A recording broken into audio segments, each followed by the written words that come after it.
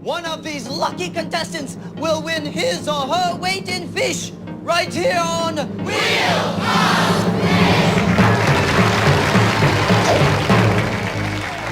Okay, let's play the game.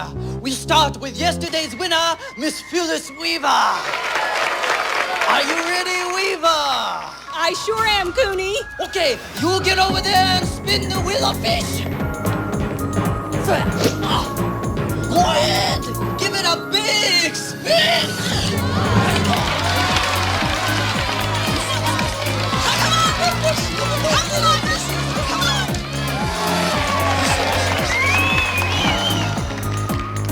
on. A red snapper. Very tasty.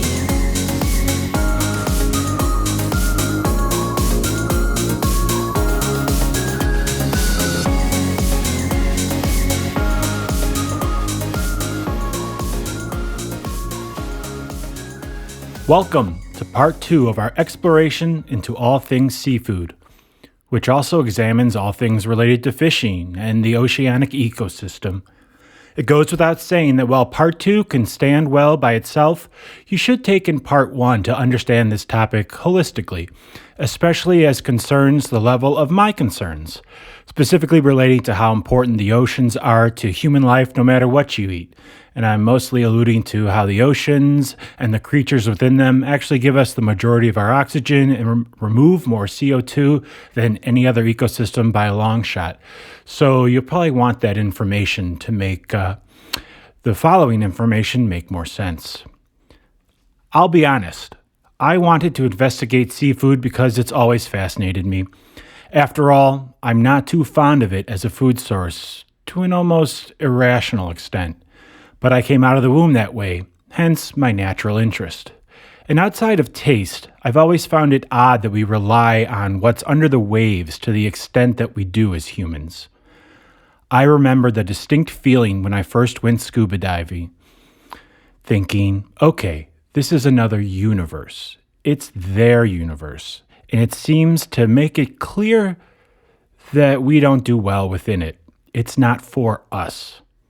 However, I never expected to assemble well over 30,000 words on the subject. It just ended up feeling that important. It is that important. And hey, if Andrew Huberman can talk for 3 hours about caffeine and people love it, maybe I can explore seafood for just as long and people will enjoy it as well. Another thing, I realize now that initially I almost subconsciously wanted to write a piece that countered my somewhat odd gut feeling on this subject. I didn't want to write from a place of feeling. I imagined being accused of just asserting my own biases. Well, I didn't write from a place of feeling. I did extensive research and even more thinking and obviously writing on the subject. But accusations be damned, my gut feeling was valid. We find ourselves in a scary situation without anyone talking about it. Not enough, at least. Excuse the language, but us humans are raping this ecosystem and in more ways than one. However, please know that that's not all that this episode is about. I will examine actionable information concerning the most popular types of fish eaten in the Western world, as well as types of sushi. We'll look at their positive and negative health attributes, sustainability, and how to purchase the best of each species. So worry not, all you seafood lovers. This has plenty of useful information for you. We're also going to take a look at the nutritional profile of fish in general, different types of ocean pollution, and explore what is happening with plastic and all of its implications. Thank you for your time and attention. As always, it would be very helpful if you subscribed to the show wherever you listen to podcasts. Give it a like or good rating, a comment. That would be really helpful. And of course, if you enjoy it, tell someone else about it. And be sure to check out the other episodes because if learning about seafood isn't your thing, I explore a multitude of subjects. Remedial means I try to make it accessible for anyone. Polymath means we explore a variety of subjects. Again, thank you, and let's dive in.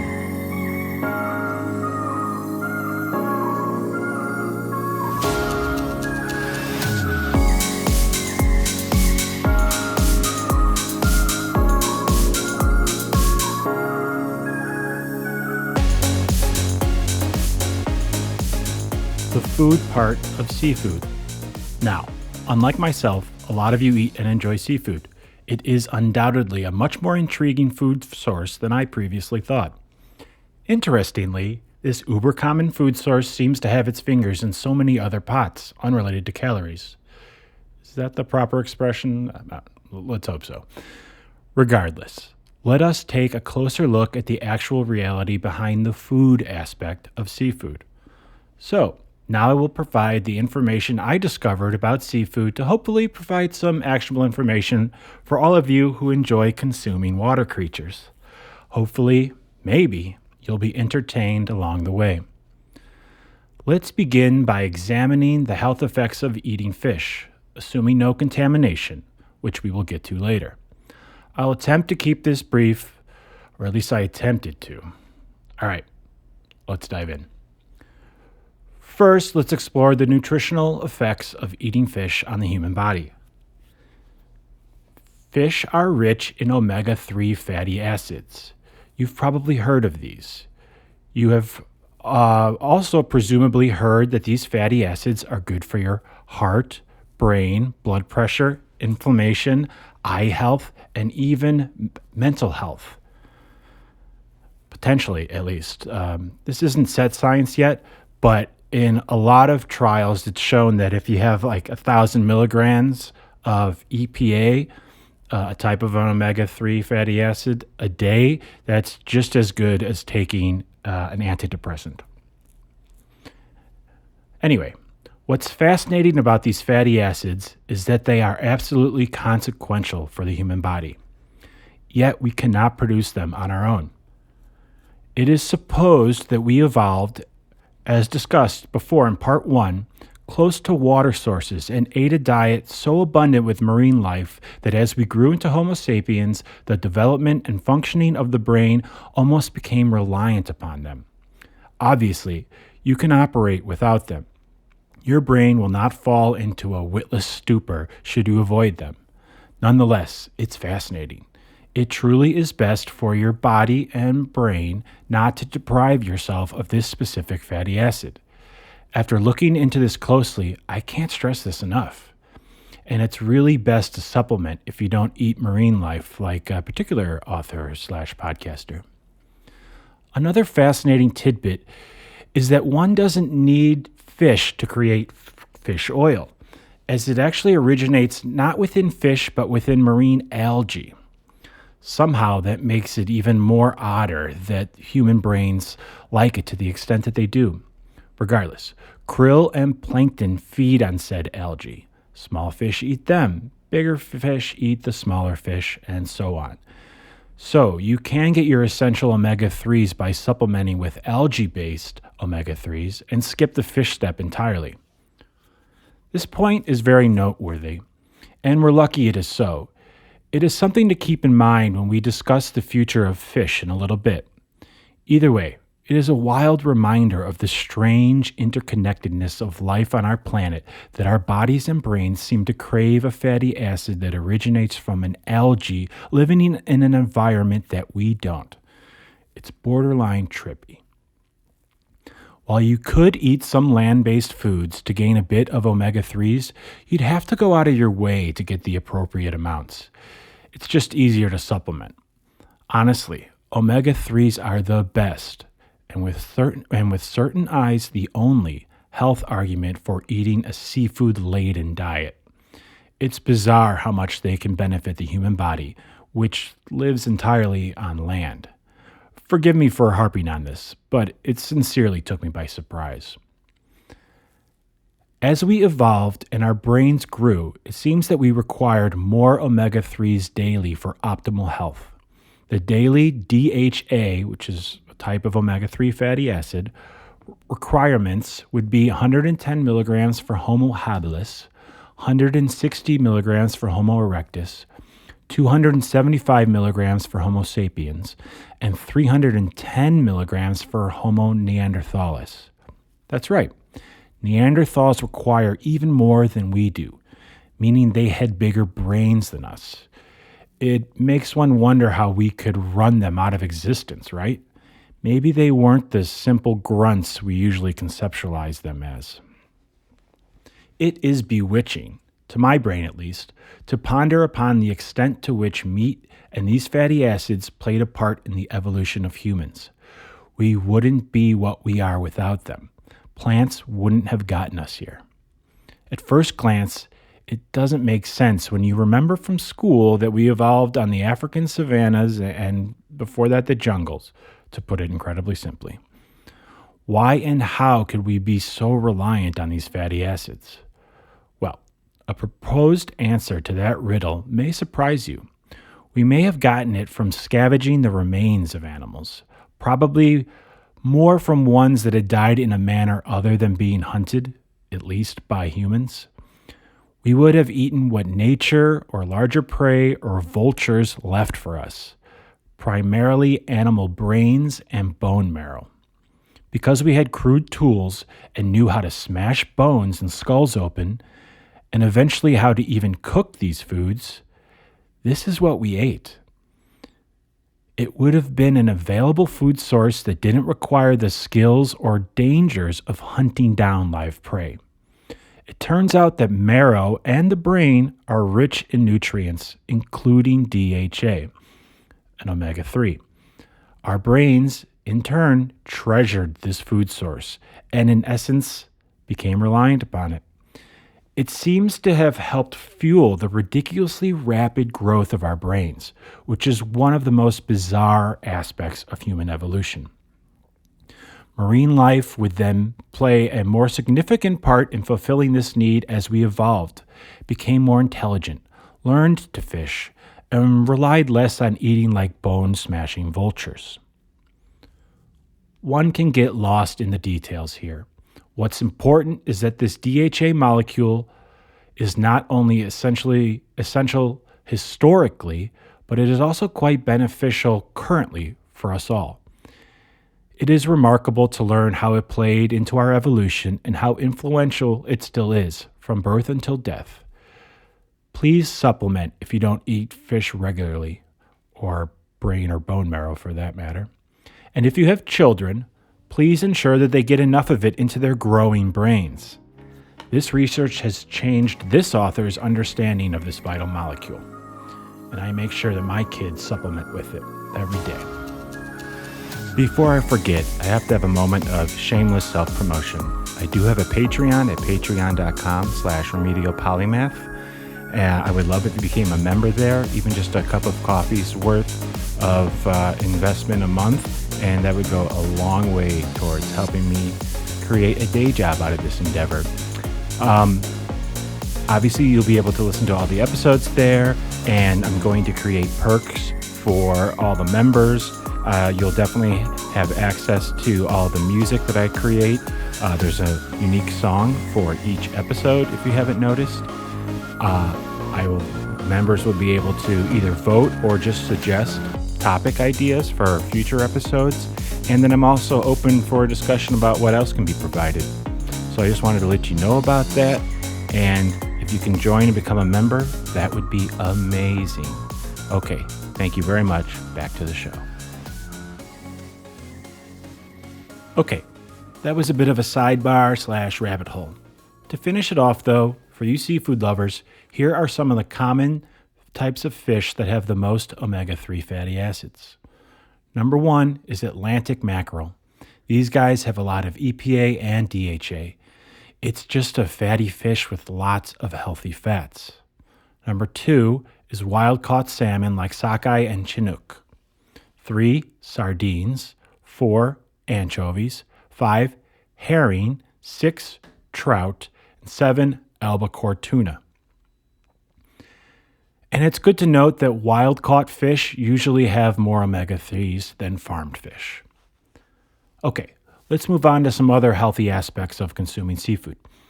Vitamin D can be obtained from fish, And fatty fish like salmon, mackerel, and sardines seem best if you're a bit sun deprived and are searching out some natural vitamin D.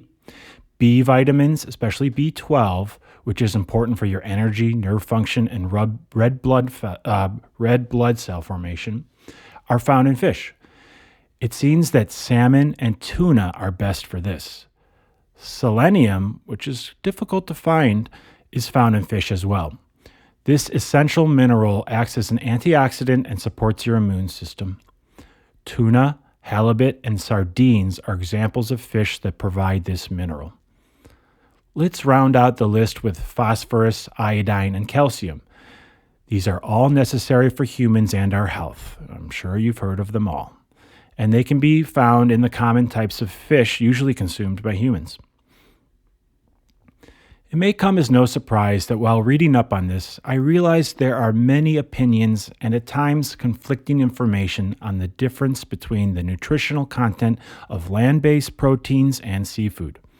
At the end of the day, however, it does seem that land-based proteins give you everything you need and are more nutrient dense, meaning you have to eat less to get those proteins, than seafood. When it comes to essential nutrients such as iron, B12, zinc, they're more abundant and bioavailable, meaning your body will absorb them better when it comes from land-based protein. Land-based proteins have the edge in providing everything necessary to create and sustain human life and a human protein, our body, except for omega-3s, which we need for our brain, among other things. That is the big standout difference, and everyone would be better off being aware of that. Now, I know people will now complain about how fish is a great lean meat compared to land-based proteins, which makes it healthier for humans, and that this positive attribute needs to be discussed. So let's discuss. You may not believe me that my opinion on this matter is unweighted, which I would understand but oppose. I cannot convince you now, except to say I hope you think my ability to research is at least halfway decent. The quote-unquote lean meat argument is an overreach of an idea that smacks of old-school marketing and thinking. There are plenty of land-based protein options that are lean. Get leaner cuts, get a different animal, prepare it differently, get grass-fed, etc. There are many ways to make your land-based protein leaner. If it's important to you, search for lean meats like chicken, lamb, pork tenderloin, rabbit, venison, bison, turkey. The list goes on. But honestly, the whole leaner is better for you argument doesn't hold as much weight today. Pardon the pun. Fat is rarely your enemy, assuming you're preparing a home-cooked meal or you're at a nice restaurant. I'm not debating this question before you place an order at a drive-thru. Avoid processed carbs or sugar if you want the meal to be healthier. For most, that will have a much more significant effect on your health than the level of leanness of your protein source. If you still want to say the flesh of fish is superior for this reason, then please keep listening to what else comes along for the ride in that lean flesh. Could your brain and body survive well, omega-3 wise, on a land-based diet, even if you avoided marrow and brain? Of course. Our distant ancestors probably did the heavy lifting, getting us to the brain size we currently enjoy. I seem to have grown up just fine without the input of this fatty acid, despite the feelings of some around me. However, I certainly wish I had supplemented growing up, and hence why I'm ensuring my children are supplementing with omega-3 gummies. It's effortless to find vitamin gummies that contain it. Would humans have evolved into Homo sapiens as we did without access to seafood or omega-3s? We would have gotten there. It's not like you can't find these fatty acids in other land-based grains and nuts, for example. As I said before, omega-3s do exist in other food sources. But there's a good bet things would have gone differently on the margins, or maybe it just would have taken longer. Who knows? We can't say. even if I personally kind of just did. But it's all fascinating. And I'm just glad our ancestors did what had to be done to increase our brain size until we could, know to supplement if we wanted to. And there's good reason to want to, outside of personal taste. Because while I just listed off a bunch of the favorable compositions of seafood, in a way, I was steel manning eating seafood, at least when you don't have to for survival or for a healthy amount of protein intake. Please always keep that caveat in mind when considering what is said here. But for those of us in the developed, calorie, protein-soaked world, let's look at some of the, shall we say, unfriendly aspects of eating seafood. See, the impetus for exploring seafood in general comes from two things. One of them personal and one of them objective. As I've repeated ad nauseum, I can't stand seafood. That's the personal one. And we've gone over that in part 1 and in the intro. The other one is more objective and related to something I alluded to before as well. One reason eating from the realm of water puzzles me is that the oceans have been our garbage pits for the entire history of modern man. That's where we have, for most of history, felt okay just letting anything go. Plastics, oil, chemicals, heavy metals, agricultural runoff, sewage, wastewater, and occasionally even radioactive material. Actually, much more radioactive waste than you'd like to think about. When I looked into it, it's really surprising. All that goes into the ocean on purpose or by accident. And sadly, as we all know, it's often on purpose, or at least done in a way that is stoppable if we wanted to. The oceans are unfathomably large, vast, deep, and wide, but they are finite. It's so interesting that humans know how much we pollute these waters and then happily consume the animals that call those waters home. And it's the oceans. It's the original source of life. It's the majority of our planet. What happens in those waters affects our lives regardless of how immense they are. How are we so okay both slowly killing it off and yet eating its productions? Don't believe me?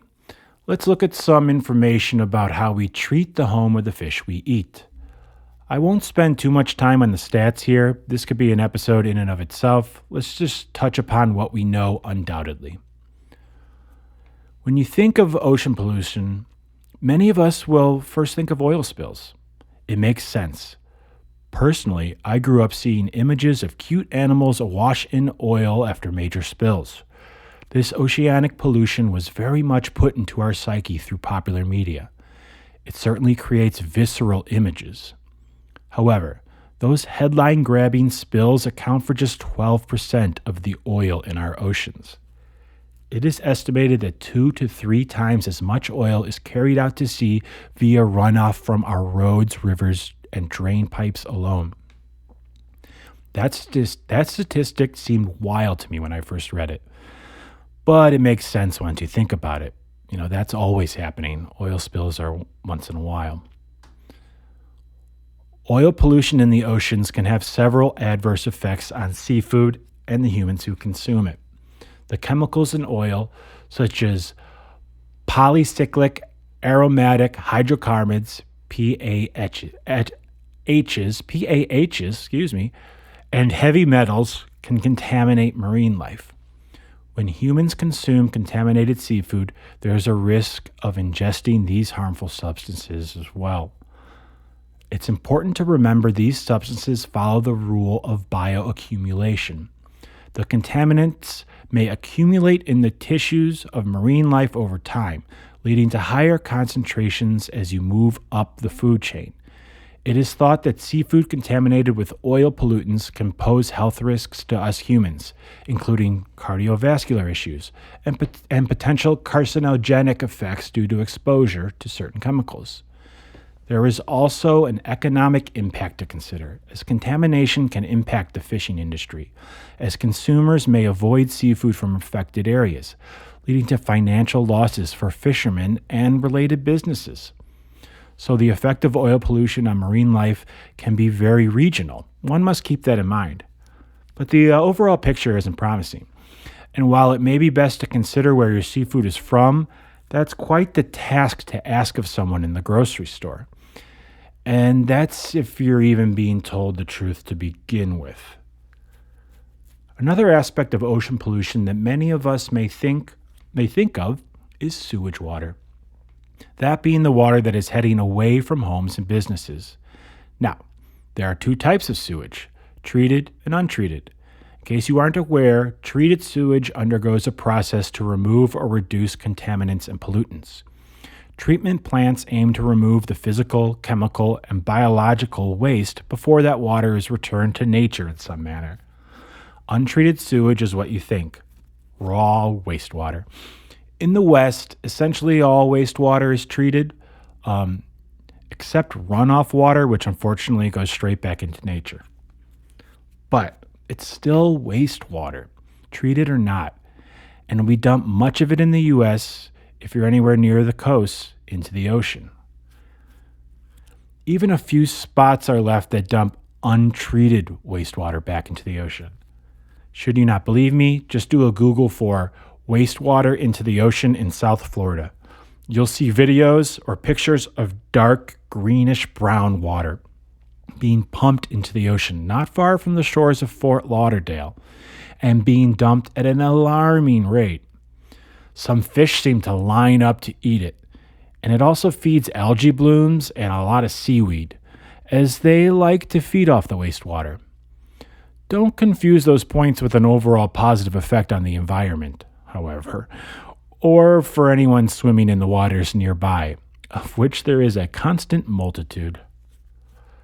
South Florida will outlaw this type of wastewater dumping in a couple of years, and they're on track to do so. They should be applauded for that. But that's not the point, because 80% of sewage in the world goes into the water untreated.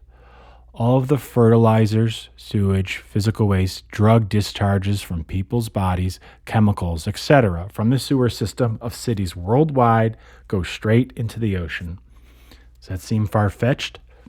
There have been serious issues with corals worldwide, as they have bacteria within a mucous membrane that they possess that are necessary to their survival, and they've been dying off in certain areas because of the antibiotics in wastewater.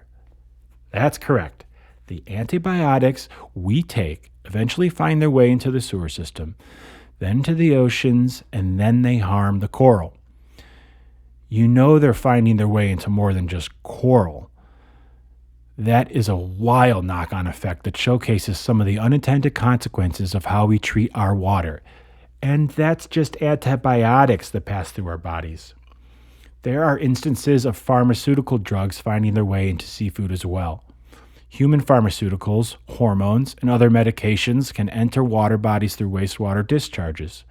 These substances may not be entirely removed during water treatment, even when done to the very best of our abilities. They're just too small. This leads to their presence in aquatic environments.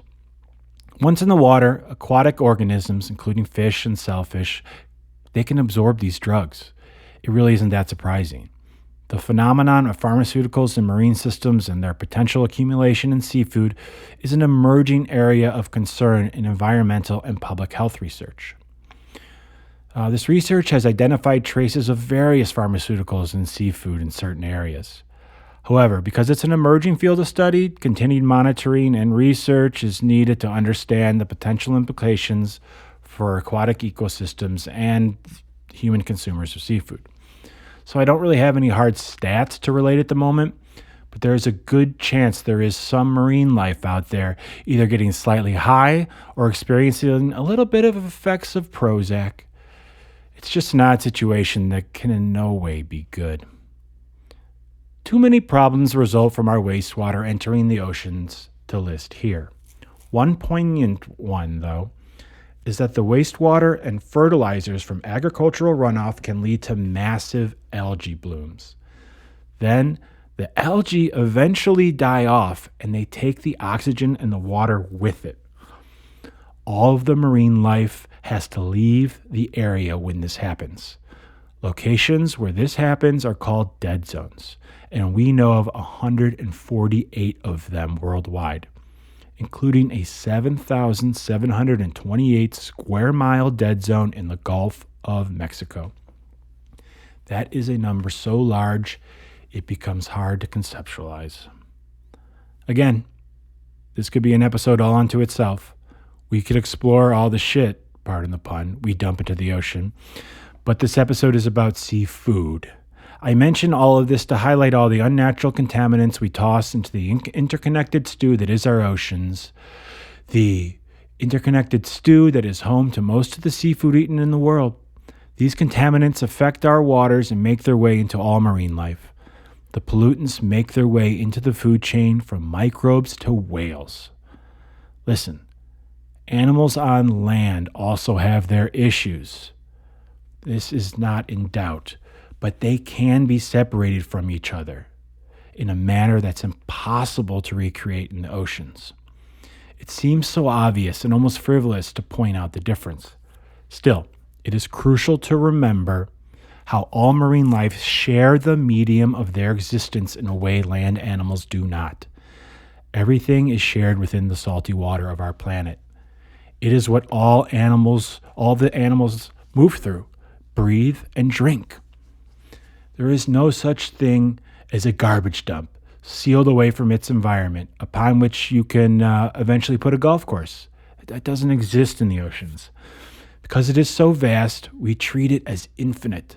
But the truth is, in a way, it is less extensive than the land because everything becomes diluted and it spreads out eventually. I don't mean to suggest that things cannot dilute to safe levels in some instances, such as the radioactive water near Fukushima. You don't have to worry about that should you live in California. I know many people did. You don't have to.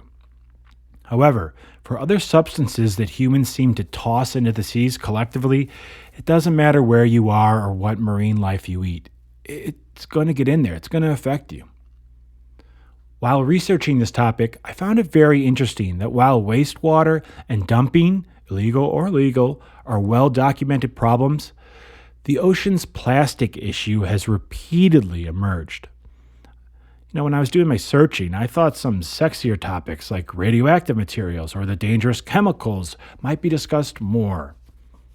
Yet, each website and organization that I looked at stresses first and foremost the amount of plastic in our oceans. And from some of the stats, you can see why.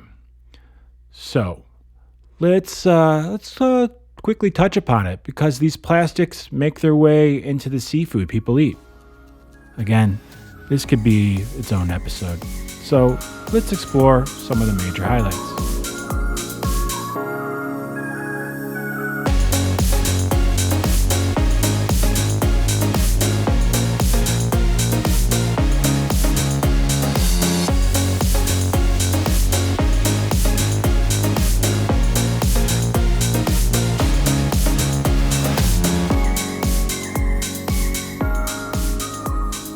Interestingly, though, for this topic of plastics, I'm going to kind of play two sides of the coin, in a way.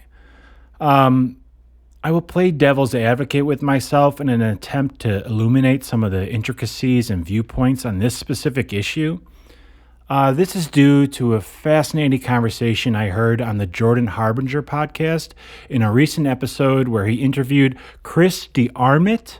I believe it's episode 924, and it's all about plastic. And it made me rethink things enough that I knew I had to include some of the information that DeArmit was talking about within my little treatise on the subject. The power of podcasts. Okay, so let's begin with the traditional / normal / historic viewpoint on the matter of plastic pollution. And then we'll look at some of the science that Chris DeArmit has brought to light. Okay. Humans are estimated to dump an astounding 12 million metric tons of plastic into the oceans yearly. That's 1,000 kilograms of plastic waste dumped into the oceans 12,000 times each year. I could tell you that equals about 25 billion pounds, but numbers like these are almost useless as they are hard for the mind to understand. However, one site described it as equivalent to 100,000 blue whales being thrown into the ocean yearly. Should that help? Okay, another stat that's easier to comprehend is that by 2050, the plastic in the ocean will outweigh all marine life on the planet.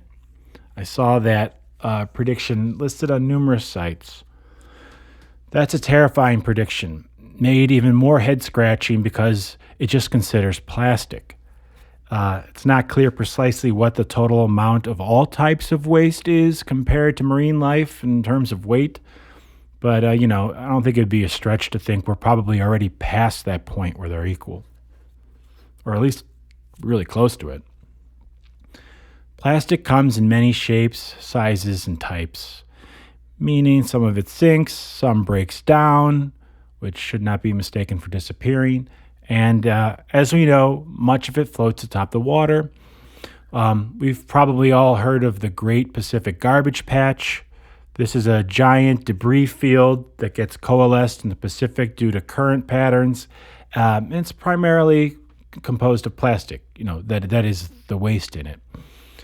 It's not like a solid island or anything. It's just where the currents bring all of this, plastic waste that likes to float into the same area. It contains an estimated 1.8 trillion pieces of trash, mostly plastic, like I said. It covers an area twice the size of Texas. Now, like I said, it's not a floating island of plastic-loaded trash. Much of it is smaller pieces of plastic, and not all of it floats on the surface. But it's there, and it's also not alone. It's considered the largest of 5 giant garbage patches around the world. We've all been taught how plastic is dangerous because it doesn't decompose. That is and isn't true. A lot of the plastic in the oceans gets broken down through exposure to sun and waves into smaller and smaller pieces. Eventually, they become so small that they are what's known as microplastics. And then, a few years later, maybe a few hundred years later, depending on what you got, the type it is and how large, these plastics, they'll degrade completely. But all that means is that the chemical components from the fossil fuels become fully released into the water.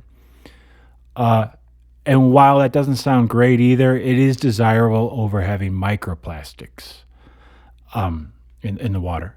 But even those can take a very long time to decompose, according to most of the sites that I looked at. Well, more on that later. Okay, the confusing aspect of this comes down to the fact that it's almost a better proposition to have the immense amount of plastic we dispose of into the water not get broken down. Would there be more visible trash? Certainly. Would having large amounts of plastic sinking or floating cause many issues? Yeah, no doubt. But at least it's plastic you can see. You can at least remove it if you can see it and touch it. That's not so with microplastics, which have been broken down to the point where we basically have no way to remove them. They're so small that they quickly make their way into the bodies of marine life, which larger types of seafood or humans may eat. Let's look at how miniature they can get and their ubiquitousness. From an article in The Guardian, quote, "A group of scientists from Shandong University in China collected cloud water atop Mount Tai, finding microplastics in 24 of 28 samples. They include polyethylene terephthalate, otherwise known as PET, polypropylene, polyethylene, and polystyrene, all particles commonly found in synthetic fibers, clothing and textiles, as well as packaging and face masks. This finding provides significant evidence that the presence of abundant MPs, microplastic, in clouds. The research stated in a paper published today in the Environmental Science and Technology Letters," end quote. Okay, so you heard that right. These microplastics are so minuscule and ubiquitous that they've made their way into the damn clouds. The bird-flapping clouds 30,000 feet above our heads. To continue from the same article, quote, Earlier this year, a study out of Japan showed that microplastics were present at the peak of Mount Fuji and Mount Oyama, suggesting that the particles may have originated from plastics in the ocean and been transported via air masses. The concentration of microplastics in Mount Tai cloud water was up to 70 times that of Japan's cloud water. End quote.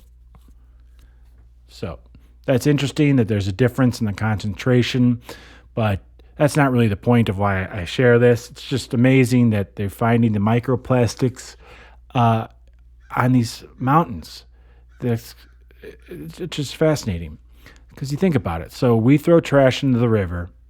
It gets to the ocean. It breaks down more. Some gets eaten by fish. Some floats to the top.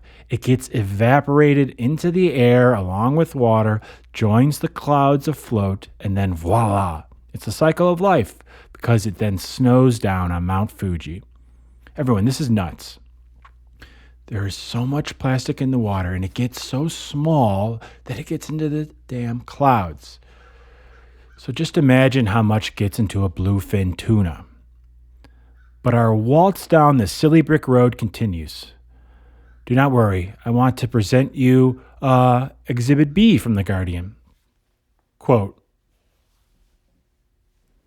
microplastic pollution has been detected in human blood for the first time, with scientists finding the tiny particles in almost 80% of the people tested. The discovery shows the particles can travel around the body and may lodge in organs. The impact on health is as yet unknown, but researchers are concerned as microplastics cause damage to human cells in the laboratory, and air pollution particles are already known to enter the body and cause millions of early deaths a year. End quote. You can find the links to these articles for this episode at remedialpolymath.com. Please know that I am not saying these microplastics in people all come from fish somehow. I must point out the obvious to say on episode topic here, so forgive the potential overreach. It's just more to prove a point about what we're up against here. The entire microplastic situation where we live irrevocably is genuinely disheartening and quasi-confusing. And while this is an issue we should attempt to fix, the die may be cast. It seems you can't entirely avoid these things regardless of your diet. So all I suggest is to think about what little extra you could be exposing yourself to when eating the creatures that swim in the waters from which the microplastics come. The oceans are just the microplastic world. It seems they won that battle. Microfibers, not to be outdone, are minuscule plasticized fibers that also pose their own risk. They are from the synthetic textiles that we wear and use. Ever wonder how moisture-wicking or sweat/water-resistant clothing works? It's due to these plasticized fibers. With each load of laundry, more than 700,000 synthetic microfibers are estimated to be washed into our waterways because most water treatment plants cannot remove them, no matter how modern they are. Like the pharmaceuticals in our water, they're just too tiny for even the most modern treatment plants to remove. Hopefully that will change one day, but we're not there yet. It is thought that 4 billion plastic microfibers exist for every square kilometer of water. Unlike cotton or wool, they don't break down and can have the same detrimental effect on any animal that accidentally eats them or eats another animal that has ingested them. Or, they at least don't break down very quickly. You can add a microfiber filter to the wastewater exit on your washing machines to address this. And from 2025 on, France will mandate this on all new washing machines just to address this issue. However, until countries with large enough markets to make manufacturers change their way in this regard, like the US, or the leading ocean polluters, like Indonesia, India, and China, until they make a similar mandate, one cannot help but think microfibers in the oceans are here to stay. But bravo, France, for doing the right thing. Exposure to these microplastics and plasticized microfibers puts harmful and unnatural chemicals into our bodies. we're really not even sure of all the health implications they could impose. They could be benign, which we're going to touch upon in a little bit, but we know it's not good. We are aware that they can cause inflammation and cellular damage, and they can affect one's GI system, and they can probably interfere with our endocrine system. They can peculiarly alter our hormone levels. Dr. Shanna Swan addresses these issues in her book, terrifyingly titled Countdown: How Our Modern World is Threatening Sperm Counts, Altering Male and Female Reproductive Development, and Imperiling the Future of the Human Race. Wow, what a title. In this book, she outlines how, in the last 40 years, male sperm counts have mysteriously dropped by 50%. Testosterone levels are also decreasing, and some troubling trends in utero reproductive organ development exist. While more research needs to be done, and her work talks about exposure to microplastics as a whole and not solely due to seafood, it can come through our water or from contamination from food and beverage containers. It's still safe to say we are playing with fire when we dump ungodly amounts of the stuff into our oceans each year.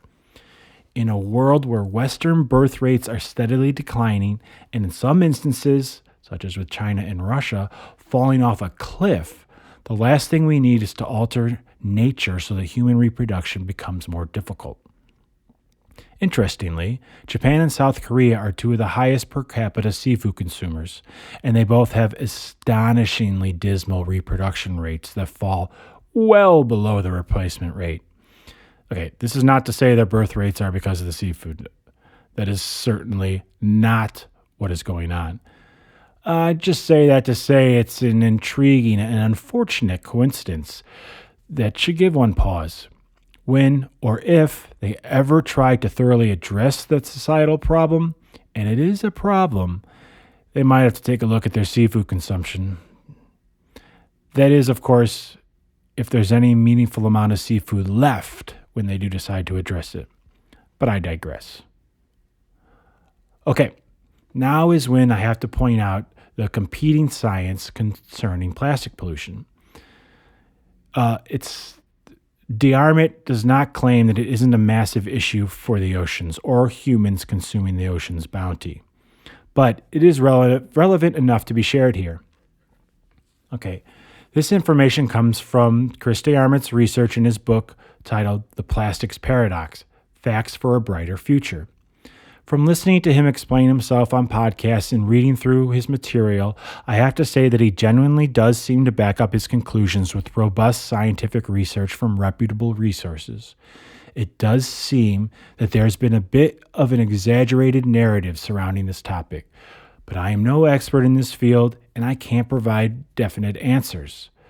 So you'll have to use the information as you see fit. I just felt it would be right to show two sides of this story.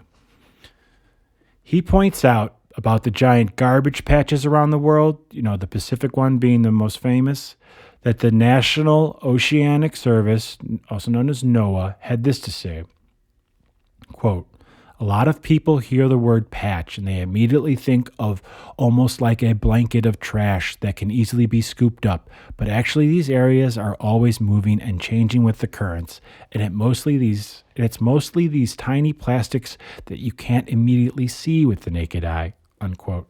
So we've already established that smaller plastic doesn't mean it's safer. It could be the opposite. But it seems that when we're told that there is a garbage patch the size of Texas, it's a bit misleading, and we should be aware of that. We shouldn't consider it a floating island that can be picked up by specialized ships that really don't exist in any number if we wanted to. So the only reason I include that information before was because the size of the plastic isn't too important, or the way that this patch is, composed. It's still an eye-opening reality check about what we're doing to our oceans. As far as microplastics are concerned, there seems to be some discrepancy and probably just a lot of unknowns about the amount we release into the ocean.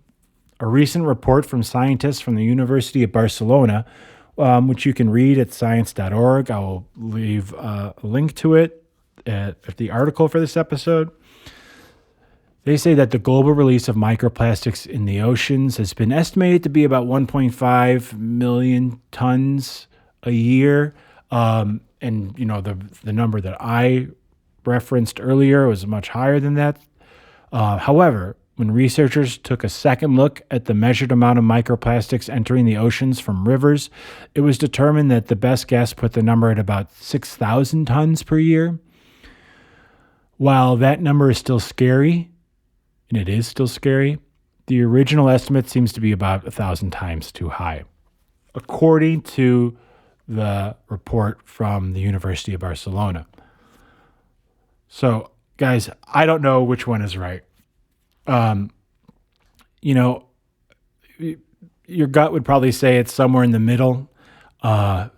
Either way, it's too much. But I just wanted to share this information that I learned. The original numbers that I gave you, I saw more commonly. But like I said, when I heard this guy talk and I looked at it, his researchers and who he's referencing, it's reputable sources. So, I have to share this information.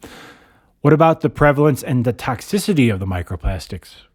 Well, in terms of prevalence, the picture is still perilous. From a study posted on researchgate.net from scientists at the Tokyo University of Agriculture and Technology, we see that, quote, plastic was detected in 49 out of 64 fish, 77%, with 2.4 pieces on average and up to 15 pieces per individual, and most were polyethylene or polypropylene, end quote. So, microplastic is undoubtedly making its way into the fish we consume. But does it matter? Is it toxic to us? Okay. Now is when I'm just going to quote from DeArmott's research and writing. Quote, it is interesting to see that PE and PE are the main plastics.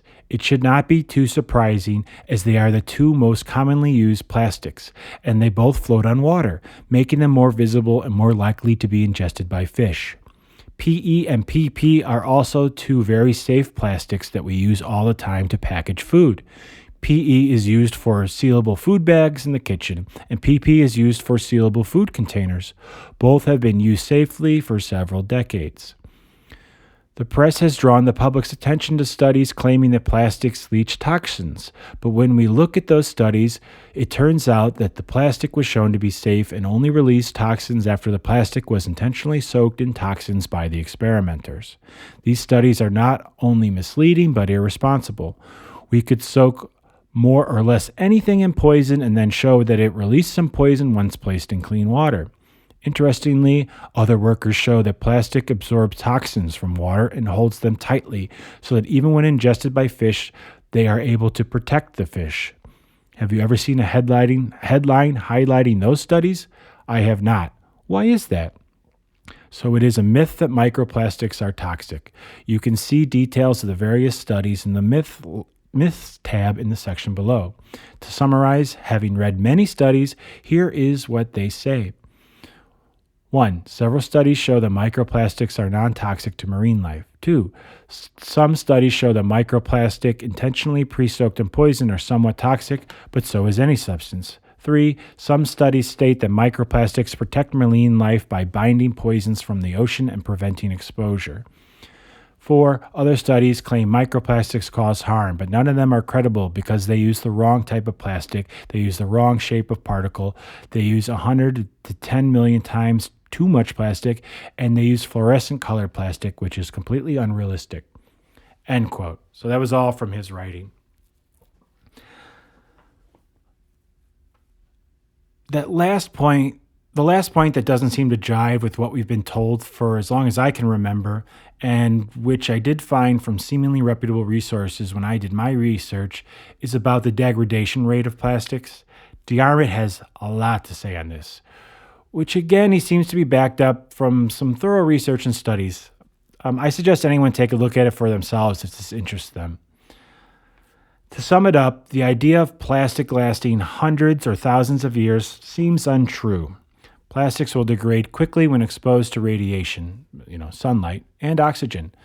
About oxidation, Darmit tells us this, quote, polypropylene, PP, is so unstable that it is unusable unless you add stabilizers to it. In fact, you cannot buy polypropylene without stabilizers added because they have to spray them onto the powder the moment the PP is made. If you don't, then the plastic is immediately attacked by oxygen in the air and begins to degrade. This has been widely known among scientists for decades. You can easily measure the oxidation of the plastic, and it has been verified by teams of scientists around the world. What effect does this oxidation have? Well, a film of PP left in the air for 1 year will lose all of its strength and fall to pieces. I bet you are surprised to hear that. End quote. Okay, regarding sunlight, PP and PE plastics, which are the most commonly used, I will again refer to his words, as I think it's just better to hear them in full than to hear me summarize them. So he tells us, quote, how does PP behave when exposed to sunlight, which contains an ultraviolet component? Scientists found out the hard way. When PP was first manufactured, they left a pile of the granules out in the sun. The degradation became faster and faster because it's a chain reaction that accelerates rapidly. Soon, the pile became so hot due to the degradation reaction that it melted. The melting point of PP is 160 degrees Celsius, 320 degrees Fahrenheit, so you can see just how violent the degradation was. Polypropylene is famous for degrading very rapidly. Remember I mentioned stabilizers a while ago? Well, it is only by adding those that we can use PP at all. By selecting the correct type and amount of stabilizers, we can install the chemistry that degrades PP and end up with parts that last years or even decades. Typically, 0.01 to 0.05% of stabilizer is used to create the PP parts we use every day. The PP appears stable to us only because of those stabilizers. End quote. Oh, wait, no. He goes on. Sorry.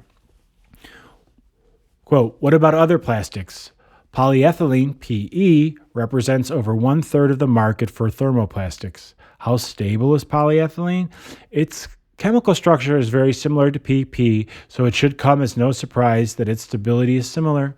Although somewhat more stable than PP, polyethylene also degrades rapidly. We've been told that plastic bags are a problem because they don't degrade, but no evidence is ever presented when people tell us that. I'm a scientist, so statements need to be backed up by evidence or they are of no value. I look to see whether scientists have studied the degradation of plastic PE grocery bags. 2 such peer-reviewed studies exist, and both of them found the bags lose all their strength and disintegrates in under 1 year left in the open outdoors. 1,000 years? No. Hundreds of years? No. Less than 1 year. End quote. Wow. When I was writing this, I never realized how funny it would be to just keep saying PP over and over again. Anyway, you would be forgiven if you're wondering why I am telling you all of this. After all, this isn't an episode about plastic, although that could be not a bad idea for the future. But I wanted to relate it because, as I alluded to before, when I researched oceanic pollution and its effect on marine life, humans eat plastic, and it came up first and foremost again and again as the most important part, the most prevalent part of oceanic pollution. So if I was going to talk to you about how scary of a situation we're putting ourselves and our bodies in by consuming this food and therefore the plastic, I felt it was only responsible for relating this information. So here's where I stand as it relates to microplastics in seafood. It seems that some of the information about the amount of plastic in the ocean, its toxicity to humans, and the rate at which it degrades has probably been overstated or has been incorrect. So that's a good thing. Not the overstatedness, but that the number's lower. Well, no, that's not right. It's just not as terrifying as we thought. But this illustrates more than anything that this is a moving target. We're still learning about the effects of having these particles around us everywhere and in our food. Regardless of which camp you may believe as regards the perils of plastic pollution, things are still undeniably bad. There's too much plastic pollution, and it's still getting into our seafood. And, is, he talks about how it could absorb toxins and stuff.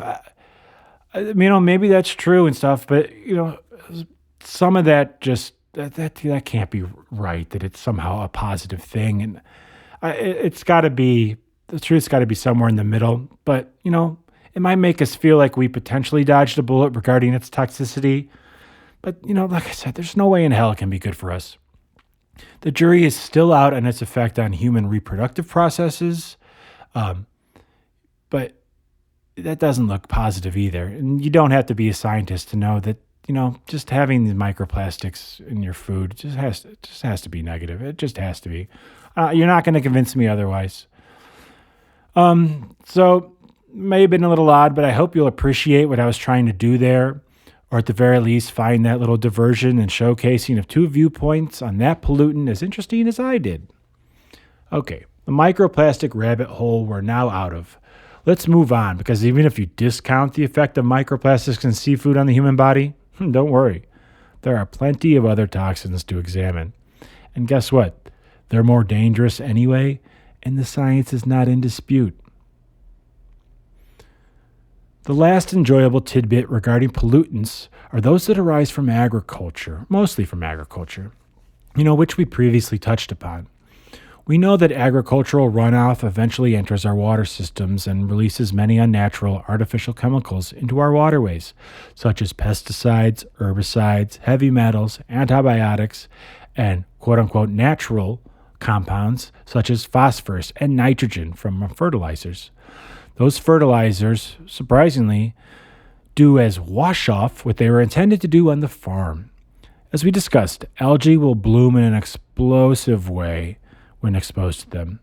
And algae consumes the oxygen in the water, and then eventually they decompose, in part causing problems such as the vast dead zones devoid of marine life, and helping to lead to the bleaching and death of coral. When you take out all the oxygen out of the water, it doesn't help coral, and then you throw in some antibiotics and they're really dying. But for the moment, let's focus on what gets into the seafood people actually enjoy. The pesticides, herbicides, antibiotics, heavy metals, and other toxins from agricultural runoff, as well as from manufacturing and some other human endeavors, they're very startling. The sea's plants, organisms, and fish are exposed to these contaminants. Even minuscule microorganisms such as plankton, they'll absorb them into their bodies. And since they are considered the building blocks of the entire oceanic ecosystem, you can see why no creature is spared. Due to biomagnification, the amount of pollutants within an animal will be magnified the higher up on the higher up on the animal's food chain. So that the larger a fish is, the more toxins will be in their flesh. This is a disquieting reality.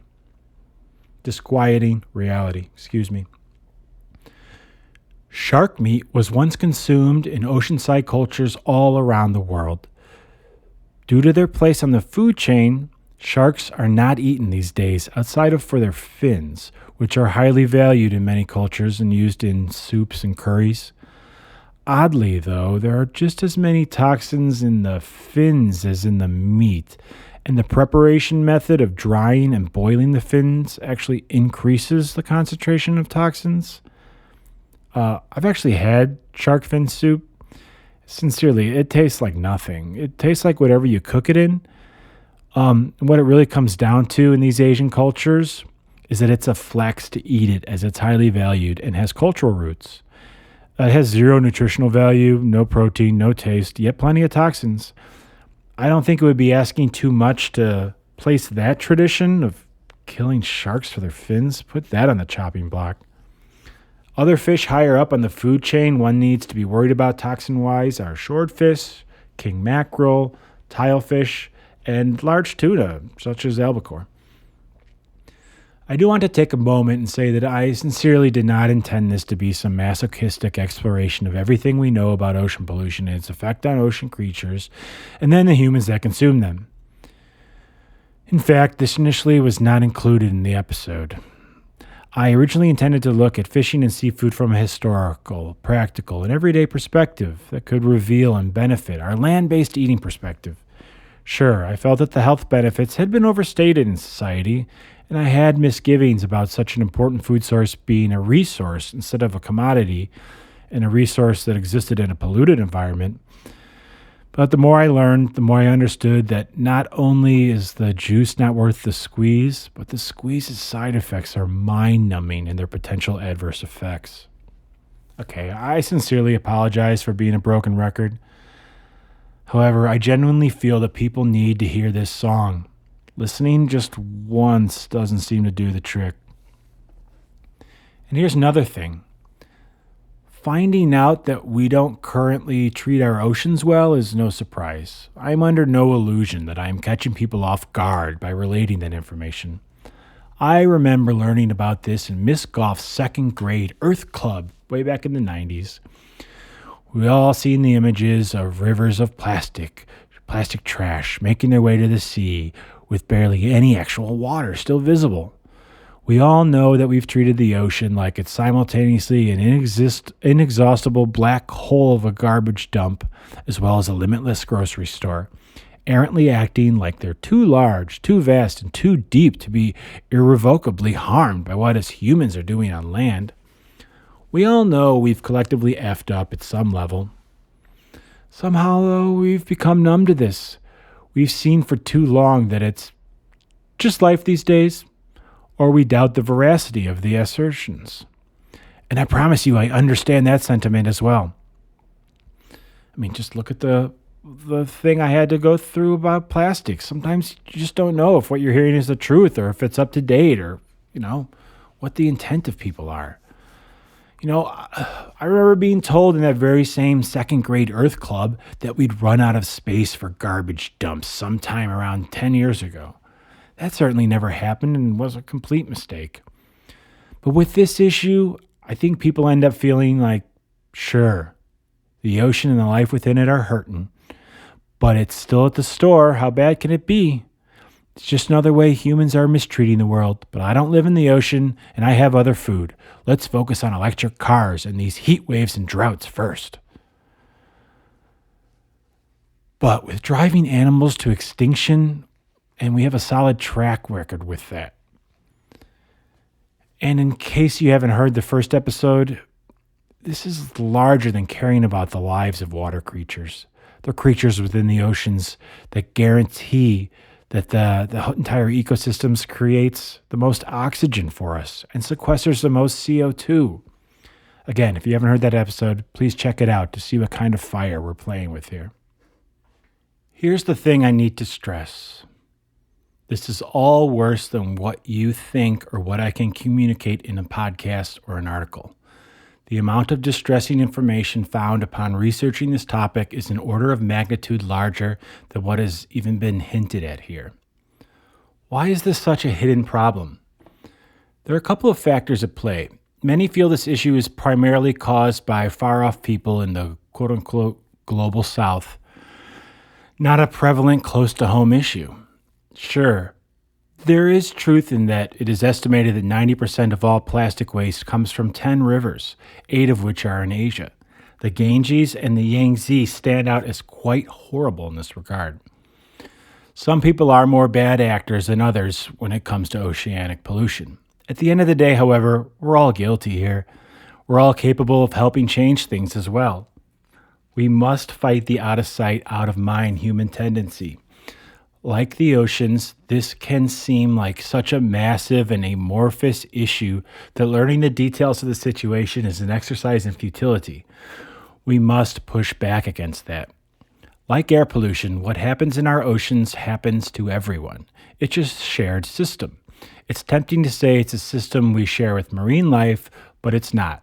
We force ourselves, our appetites, our greed, our waste upon that system. Then we still decide to look at that system to fill our menus. Okay, rant over, or at least paused. Now it is time to be more practical. Instead of filling our heads with overwhelming and scary information, why don't we move on to some actionable information about commonly eaten types of seafood? It only makes sense to look at what we should know about their implications for our health and the future of each species, and possibly what we can do to help our sea friends. To do that, we must first examine the 2 types of fish one can buy, not by species, but by how they are raised and caught. One way is the obvious, and for the sake of this argument, simple: wild caught fish. The other is more nuanced and less known about by the general public: farmed fish. Understanding the difference is paramount to understanding the health implications of different fish types and what people should or even can do to improve the scary situation. It is essential to acknowledge and understand the differences between fresh and farmed fish to understand better the difference between the most popular types of fish used for food. Wild caught fish, or, I'll often just say fresh fish here, although, farmed fish can be fresh. All right, our fresh fish, as we'll call it for this section, is what it sounds like. It is what we take out of our oceans, rivers, and lakes, but, taken out from their natural habitat. It is fish in which we take no part in their reproduction, health, migration, or their movement in general. We don't take part in their safety or their feeding. Most importantly, it is a fish that is a resource. No one owns them like they do farmed fish, and that's part of the problem. They are hunted, and we are the hunters. Unlike regular hunting, which in the U.S. and many other places is highly regulated and actually provides resources for the preservation of land and animals. Unlike that, we humans don't seem to care much about this resource. We treat the oceans and their bounty as limitless and the ecosystems within them as unimportant. We are intelligent and important, but they are not. We live on land, they live in water. Out of sight, out of mind, let's move on and have dinner. Does this simplicity bother you? Has it been boiled down to an absurd level? If you need to fish to procure calories and nutrition, then I understand, but I highly doubt you're consuming this podcast then. Aquaculture is the fancy name for farmed fish. It is when fish are raised in controlled environments such as ponds, tanks, and floating cages. People participate in the fish's breeding, feeding, safety, health, and movement. They are owned. They are farmed, not hunted. They are not a resource like their cousins in the wild. They are a commodity. Because of this, the farm's bounty is not seen as limitless, and the ecosystem is cared about quite differently. However, this doesn't mean it's always better. The way we farm fish leaves a lot to be desired. Humans would still probably do better to care more for the fish so as to care more for themselves. Plus, there are just some consequences of keeping the fish so close together, so close to land, and so close to human activity. Sea lice have been known to decimate certain species in certain areas. Salmon seem particularly susceptible to these gross, tiny little crustaceans, which can eat away at the fish's tissue. They massively stress out the fish and probably cause them a lot of pain. There is even a type of chlamydia bacteria that is emerging and evolving within aquaculture, which also makes life stressful and painful and can lead to death. Like with livestock throughout history, penning up animals close together presents us and the animals with problems. However, the light at the end of the tunnel concerning fish farming seems larger than with wild-caught fish. We can improve how we do this practice, drastically improve oversight and regulations, and we can innovate. That will be very hard, but especially in the West, we could do this as quickly as we collectively want to. It is incredible how prevalent and integral farm fish are today. This caught me totally by surprise. Aquaculture is estimated to produce 83 million metric tons of farmed fish yearly. So farmed fish are almost on par with naturally caught fish in terms of the weight produced each year. The top farmed fish are carp, tilapia, salmon, and shrimp, which I'm going to throw in there with fish. They are the best suited for farms and seem to survive in those controlled environments. It is larger species that have complex life cycles, require lots of space to roam, and often feed on smaller fish that find life on farms challenging. This is the case for tuna, especially bluefin, who understandably don't just do well when their space is limited. China is the world's leader in this food source, which isn't all that surprising. In general, it's prevalent in South and Southwest Asia, but also in some unexpected places, at least for me, like Chile and Norway. They have a lot of fish farms. We have cultivated and modified certain species of land animal over time to work well on a farm, and not other animals in specific regions and climates. Certain farms and certain places on Earth, you're going to have different animals, and you're going to have different animals for a reason. And the same is true for marine life. Here's the thing. Like livestock raised on large farms, farmed fish have a very different diets than what would be found in nature. This includes various pellets, flakes, and just in general, very formulated diets. The feed is often whatever is cheapest and locally available.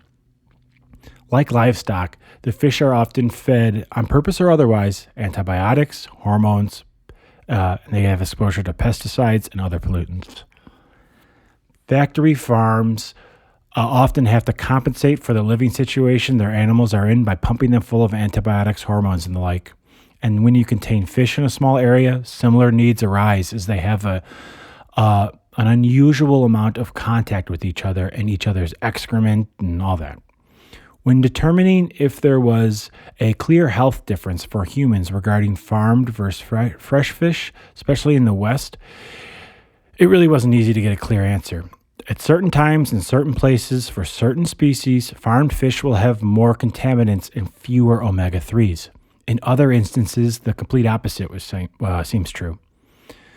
This is especially true as concerns mercury. For tilapia, it appears that farmed fish have noticeably lower levels of mercury, and their controlled environment is a plus. That was often true for other species as well, and certainly seems more true in the West, with farmed fish, that is, than in China, especially near urban areas. It was interesting to see that, at least in the West, the argument of the health benefits and risk between farm and fresh fish seems to be a wash. One thing I cannot speak to, but I suppose is worth mentioning, is that there are taste and preference differences between the two. People do report a difference in texture and flavor between farm and fresh. Famously, farmed salmon are given additives to their feed to ensure that they have the same pink color to their meat as their wild-caught cousins. It makes sense that not living in the open ocean and not eating a natural and often varied diet will result in a difference in taste. However, it doesn't seem to be a massive difference on balance. And like with beef and how many Americans prefer an unnatural, corn-fed diet due to the more reliable marbling, there appears to be just as much debate on this topic for fish. At the very least, it's clear that the farmed fish business is massive and only growing, so the taste difference can't be that substantial. But again, I wouldn't know, so don't ask me. The most important takeaway from understanding farm versus fresh is that it's an owned commodity versus a natural resource. Humans, on average, care more about something when they own it, and they'll take care of it enough so that it will reproduce and be healthy enough to be bought at the market. This is the paramount observation. Can things be done to improve farm fish? 100%. But at least the fish will exist in a generation, and that the practice doesn't interfere as much with the ocean ecosystem at large. Okay, now let's look at what fish eaters are consuming. We will examine the most popular seafood choices in America and Europe. Maybe we can even suss out some information you'll find helpful the next time you're at the store or dining out.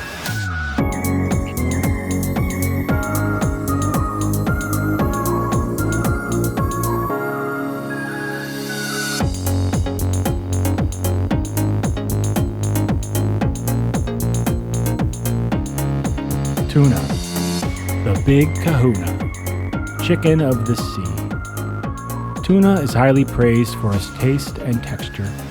It's interesting to linger on tuna as, in many ways, this species is in a league of its own. Bluefin tuna is the most highly praised and sought-after type, not just of tuna, but of fish. They indeed are remarkable creatures. They travel in packs and are voracious hunters. In a statistic worthy of a double take, some tuna can weigh as much as 2,000 pounds, swim over 40 miles per hour, and migrate great distances, with some routinely traveling from the Gulf Coast of America to Europe and back, depending on whether they're focused on eating or breeding. People may call them the chicken of the sea, but with size and speed like that, they seem more like the stallions of the sea. Bluefin tuna are interesting because only 5% of them are currently of age to reproduce. The other 95% are too small and young. This is due to overfishing. 96% of the bluefin tuna stock is essentially gone. The amount of bluefin tuna that can reproduce right now is beyond slim. They are in an emergency. Remember, these can't be farmed. So if we don't stop our ways, bluefin tuna and not long after, the other types of this majestic animal will go the way of the dodo bird.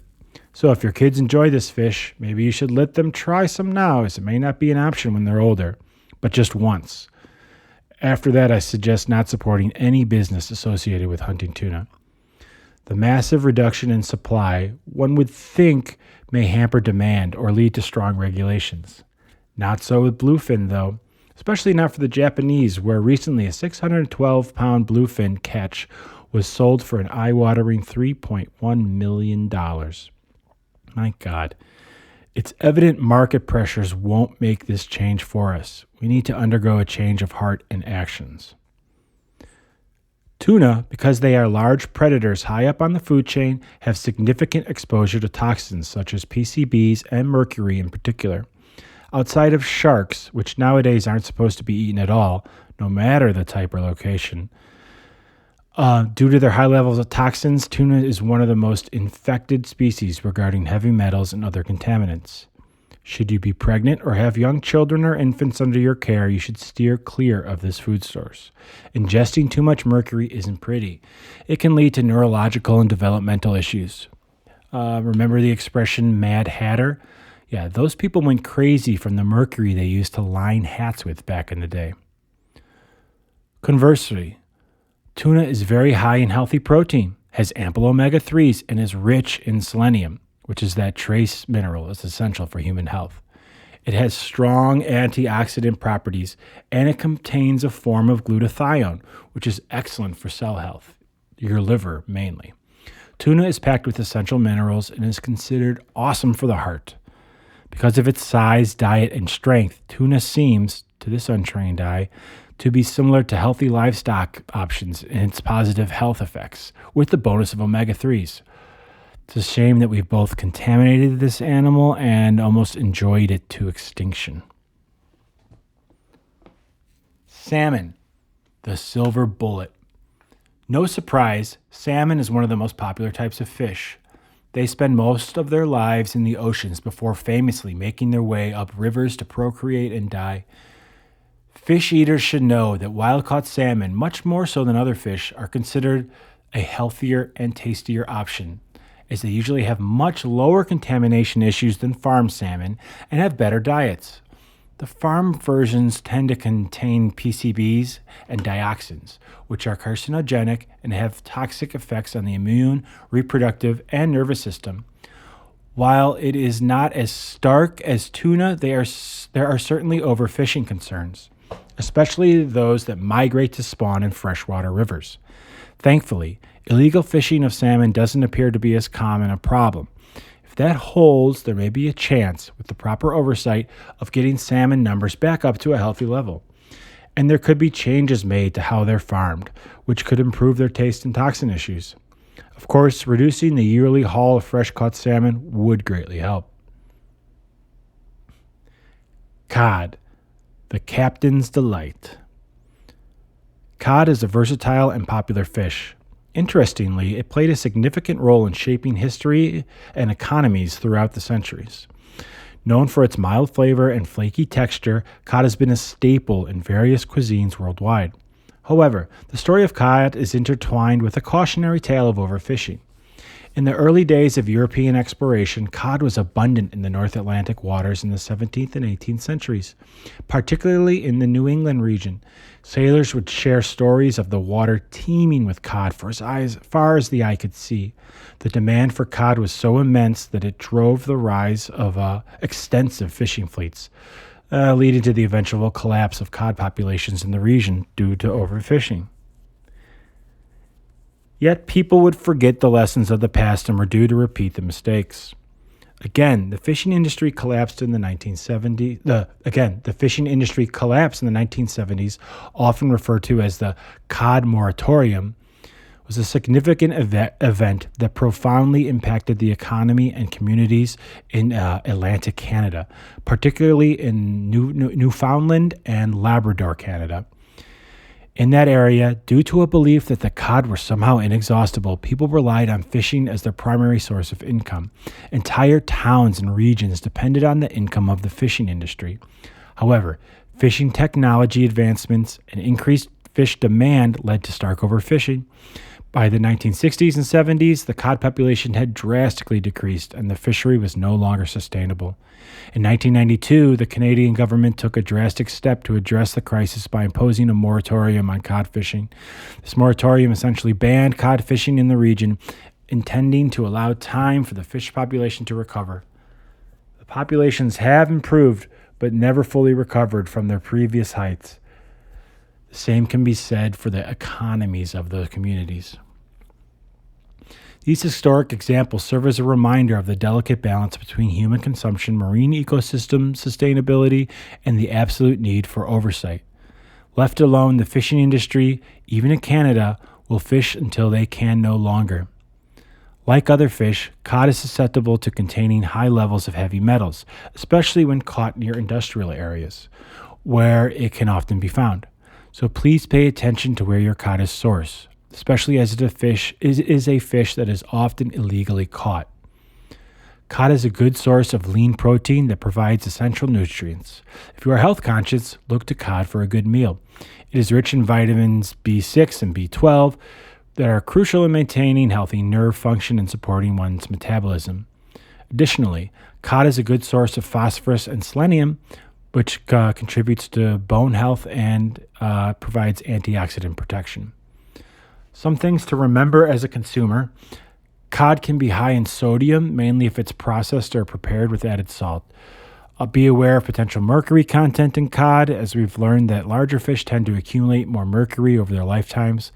Cod is considered a medium, sometimes a large fish, so it's not as mercury-laden as tuna. But keep in mind that the smaller fish are safer when shopping for cod. It may be worth preparing numerous smaller cods rather than one or two large ones so as to avoid more heavy metals. Choosing sustainably sourced cod and consuming it in moderation is vital. Cod is primarily wild caught, and efforts to farm cod are limited compared to other fish species. Shrimp, pink gold, the bottom feeders. We're also going to discuss lobster, sea bugs, the cockroaches of the sea. I'm going to group these two fascinating creatures together, and for good reason. They are both arthropods. They are quite literally bugs that live underwater. In colonial America, neither was considered a delicacy. Shrimp were so abundant that they were often used as bait for fishing rather than being a prized food item. Lobster were once so plentiful along the northeastern coast of North America, they were commonly used as fertilizer for fields and as food for indentured servants. They were often fed to prisoners, and servants even included clauses in their contracts to prevent them from eating lobster more than a few times a week. I am unsure if they didn't know to slather it in butter, but this shows the power of suggestion. If one is told it's cheap, throwaway food, one won't like it. But if you're told it's a delicacy, you can't eat enough. The perception of lobster shifted in the mid-19th century with the development of railroads and improved refrigeration and transportation. Lobster started to be shipped inland to major cities, and it began to gain popularity among the urban elite. As lobster became scarcer in coastal areas due to overfishing, it became associated with rarity, luxury, and fine dining. Nowadays, some shrimp and lobster populations have been overfished, leading to habitat degradation and bycatch issues in shrimp trawl fisheries, in addition to massive amounts of illegal fishing. Both shrimp and lobster are low in calories and fat, it might surprise you, making them a good source of lean protein.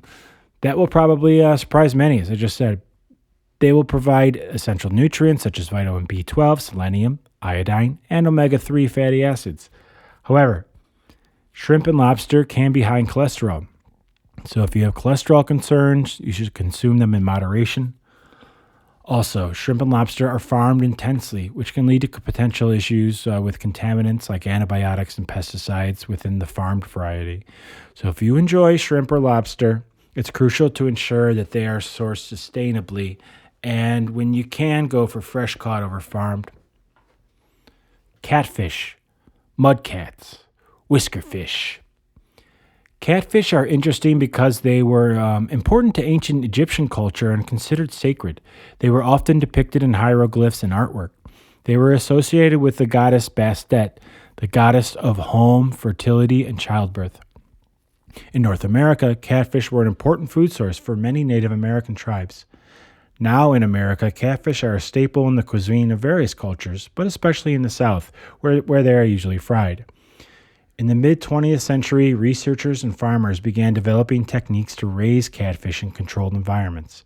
Catfish farming is now a significant industry in the United States, particularly in Mississippi, Alabama, and Arkansas.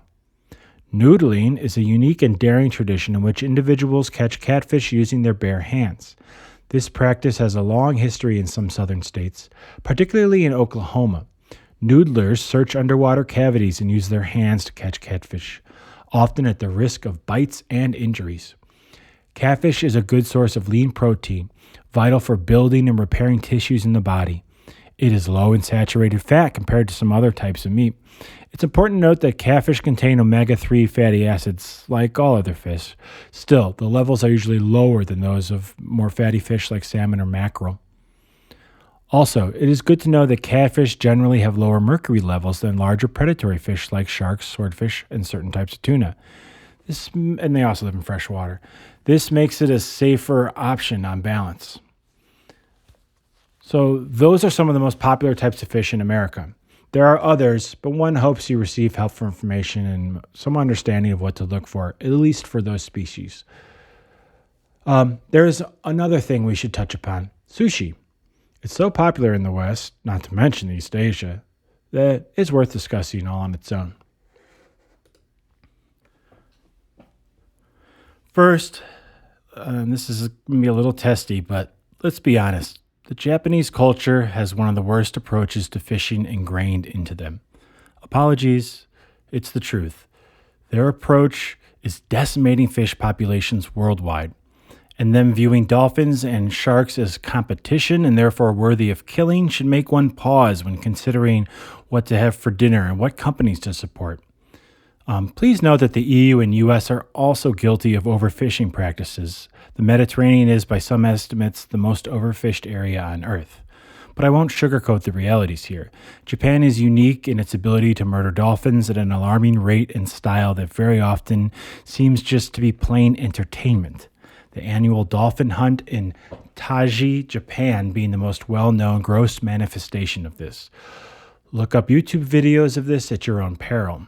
China, the world's largest seafood consumer, must also be pointed out. Their vulgar practice of murdering dizzying and reprehensible amounts of sharks only to cut off their dorsal fin to discard the remainder of the bodies of these essential animals so that they can have shark fin soup. It's scary stuff. Sorry, this episode is not about pointing fingers. This is a global problem. However, we need to be honest about what's happening out there. Those two cultures are decimating these vital, beautiful, ancient, intelligent creatures in a way that singularly threatens all of the ocean's ecosystems. Sharks are older than trees. Dolphins are possibly the second most intelligent creature on the planet, with languages, mind-boggling mental abilities, and playful dispositions. Shark fin soup isn't popular in the West, though. Sushi is, hence why I would like to inform you about it. I just couldn't learn about and not share those eye-watering practices that I just mentioned. Okay. Deep breath, back to the food. Eating raw fish, as commonly done in dishes like sushi and sashimi, comes with benefits, potential health considerations, comes with benefits as well as potential health considerations compared to eating, cooked fish. Preparing fish raw tends to preserve its nutrient content quite well, including the vitamins, minerals, and healthy omega-3 fatty acids, which can be lost a little bit during cooking. Some people find raw fish easier to digest than cooked fish, as cooking can alter the protein structure and make it harder for some people to tolerate. And of course, I'm told eating raw fish offers a distinct texture and taste experience that is often preferred. You should know that raw fish can contain parasites and bacteria that can be harmful if not properly handled, stored, or sourced from reputable suppliers. Entirely freezing fish to a specific temperature can help reduce the risks of parasites. So if you see a restaurant offering never frozen sushi, keep that in mind. Illnesses from eating sushi occur much more often than with other types of fish due to consuming it raw. There is an increased risk of foodborne illnesses such as salmonella, vibrio, and norovirus infections. People with weakened immune systems, such as the elderly, pregnant women, and those with certain medical conditions, should be cautious about consuming raw fish due to the increased risk of foodborne illness. But for regular healthy people, it is recommended that you don't eat sushi more than 2 to 3 times a week. Each year, there's an estimated 48 people who die from eating sushi. That's not ridiculous, but there are an unknown number of people who develop scary sicknesses, including parasitic worms and flesh-eating bacteria from sushi. What is known, though, is that the number of people being affected by consuming raw fish is on the rise. It's no surprise as the fish populations decrease and the toxin/parasite levels in the oceans increase, so will the adverse health effects for those who consume it. And you should know, just like with any other meat, cooking fish at a proper temperature can help eliminate harmful parasites and bacteria, reducing those risks of foodborne illnesses. While some nutrient loss may occur during cooking, the heat also makes certain nutrients, such as the protein itself and some vitamins, more easily absorbed by the body. There are a handful of simple pieces of advice one can follow with sushi to minimize the effects of toxins. And if you think this is overreacting, that you've always eaten sushi and eaten it how you want to, this isn't my advice. It's easily found online, and it's not advice given lightly. Google some images of the diseases commonly contracted from eating sushi, if you need convincing. Also, don't fall victim to whataboutism for sushi. Sure, food and meat from other sources can and always have caused issues. But properly prepared meat from land animals is pretty much always fine and doesn't really pose any risk. Obviously, problems exist with well-prepared land-based meats, just as some people die yearly from vending machines. Sushi can be prepared perfectly, and it's still a much higher roll of the dice percentage-wise, and it pretty much always contains toxins. So, here are some good guidelines for eating sushi. 1. Limit consumption of high mercury fish like tuna, especially if you're pregnant, nursing, or part of a vulnerable group. 2. Balance your sushi options or your sushi choices. Vary your sushi choices to reduce exposure to specific contaminants. Incorporate a mix of fish types to diversify your nutrient intake. 3. Mindful portion sizes. Pay attention to portion sizes, as larger servings of high contaminant fish can lead to higher exposure levels. 4. When dining at sushi restaurants, inquire about the fish's sourcing and adherence to sustainable and responsible practices. If you're pregnant, have little kids, have compromised people with you, or if you're dining with the elderly. Some parasites from sushi seem to infect people over 50 more so than younger people. Who knew? If you just do a little research and, don't skimp. Yeah, if you're going to eat this food source, make it a rare treat. 5, educate yourself. Stay informed about advisories and recommendations from health organizations regarding seafood consumption. I know that all sounds annoying and, untenable, but with this food option, it's probably best you just do it. Let's face it, though, people will continue eating sushi, of course. Most listening to this or reading this will probably enjoy it. So now let's discuss some information about different types of sushi. Just some basic information so that you know about what you're already eating. First up is tuna or maguro. Tuna is obviously very popular in sushi, fetching extremely high prices. There are 5 primary types of tuna. I assume by now you understand that predatory fish have toxin issues because of their position in the food chain. To put it into perspective, for a tuna to gain 1 kilogram of weight requires roughly 10 kilograms of mid-sized fish, 100 kilos of small fish, 1,000 kilos of small plant eaters, herbivores such as zooplankton, or 10,000 kilograms of phytoplankton. If you've made it this far, you also understand that it has significant overfishing issues, for tuna, and a lot of collateral damage is created in catching them. Dolphins, sharks, and a myriad of other types of fish, and the ocean floor, the ecosystem of the ocean floor, they all find their demise through tuna hunting. On balance, pole and line caught albacore tuna is best for sustainability, and skipjack tuna seems to be a good bet for lower mercury levels. Skipjack also generally has more sustainable populations, which is essential to note. It would probably be considered the healthiest of the sushi options we're currently discussing, as it is loaded with omega-3s, high-quality protein, and essential nutrients like vitamin D. It probably is considered the healthiest. Still, though, you can't evade the mercury and PCBs, so this needs to be eaten in moderation, both for your body and the ocean's ecosystem. When eating sushi, one should opt for leaner types of tuna, like albacore, yellowfin, or skipjack, as those tend to have lower mercury levels. Tuna is a paradox.